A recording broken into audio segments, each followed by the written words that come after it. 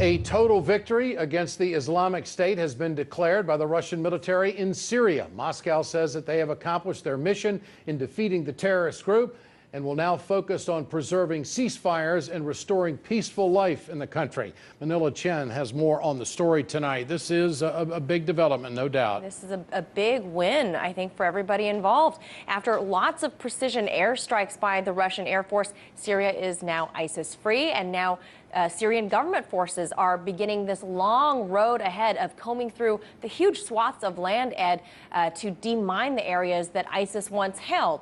Now, Russian military aid in defeating the terror organization in Syria began in September of 2015 and quickly made headway in key cities like Homs, Palmyra, and Raqqa, pushing the militants out and freeing besieged civilians. But now Washington is claiming credit for Syria's liberation, President Trump citing that it was coalition forces who drove the success. But former Pentagon official Michael Malouf believes otherwise.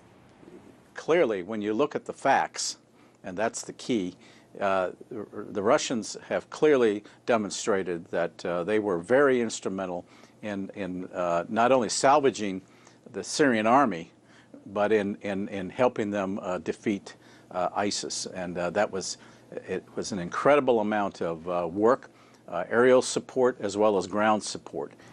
And in early January of 2017, just this year, the chief of the General Staff of the Russian Armed Forces, Valery Gerasimov, said that Russian aviation carried out more than 19,000 combat missions and delivered more than 71,000 strikes on the infrastructure of the terrorists. While on the American side, the number of bombs and other weapons dropped in both Syria and Iraq against ISIS increased by 65% to just over 36,351 in the first 9 months of this year alone over the same period of time back in 2016. That's according to U.S. military statistics. So, Ed, you really don't have to be a numbers expert or a Middle East expert to see that just based on these military numbers alone, it's pretty clear who may have had the greatest effect on Syria. And, of course, Assad will stay in power. Thank you, Manila. Right.